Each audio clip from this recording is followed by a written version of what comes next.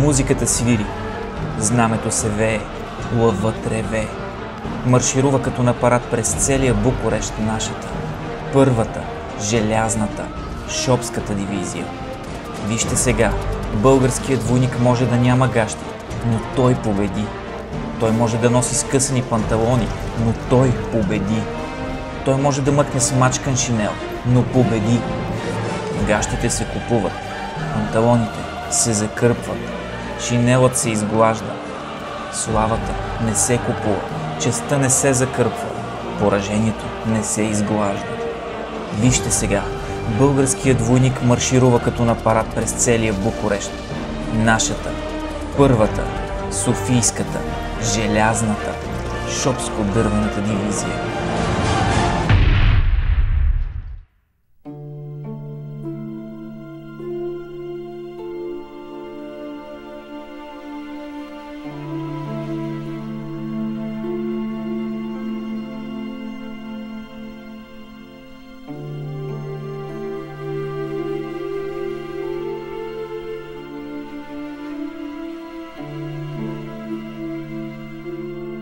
Това е паметникът 1300 години България.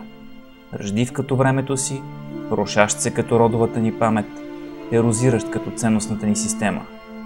Изправен гордо върху прахта на мемориала в памет на 1 и 6 пехотни полкове, пролели кръвта си в името на обединена България.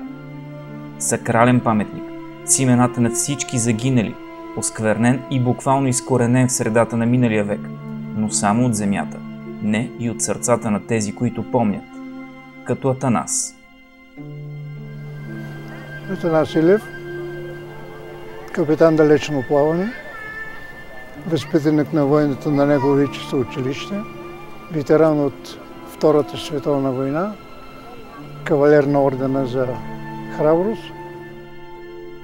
Аз бях командир на миночистачен кораб по Дунава.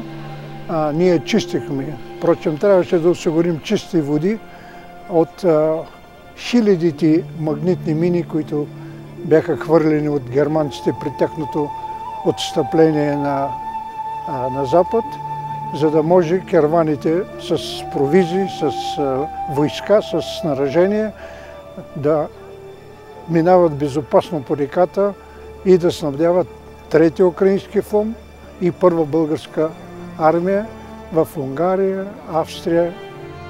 Единствената мисъл, ние така сме възпитани, ние такива и са традициите на военното училище, първо да си изпълниш дълга.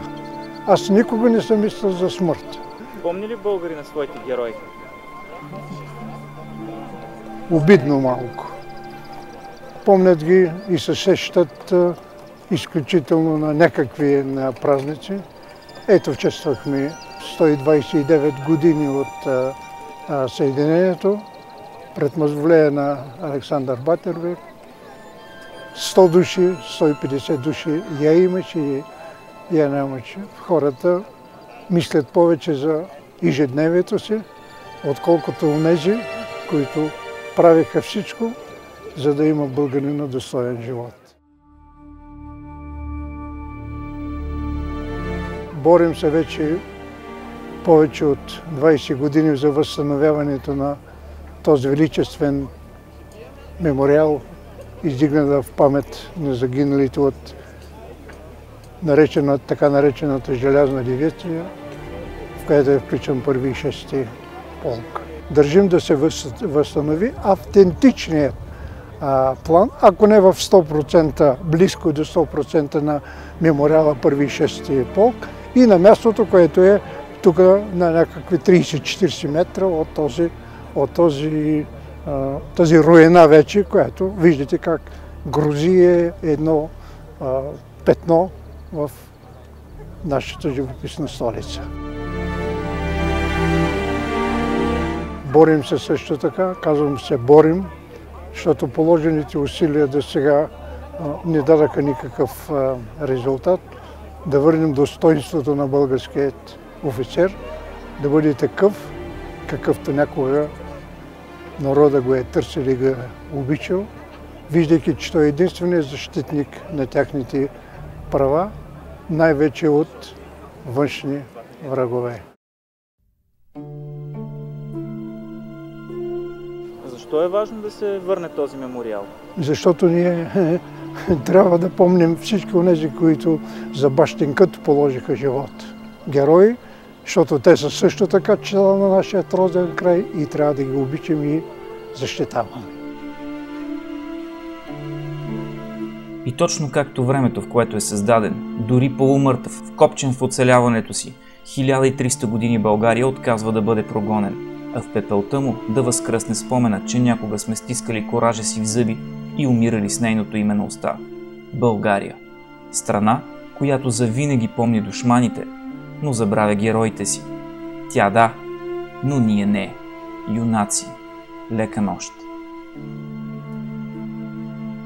Войници, ще настъпим към вражеските окопи. Стигнем ли там? Хребетът ще ни предпази от фланкиращите батареи. Напред! Значи свобода. Спирането! Значи смърт. Ако ще мрем, да мрем като герои.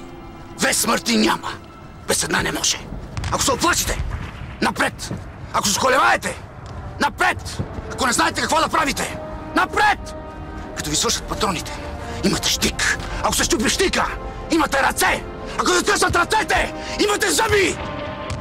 Бог и България ни зоват!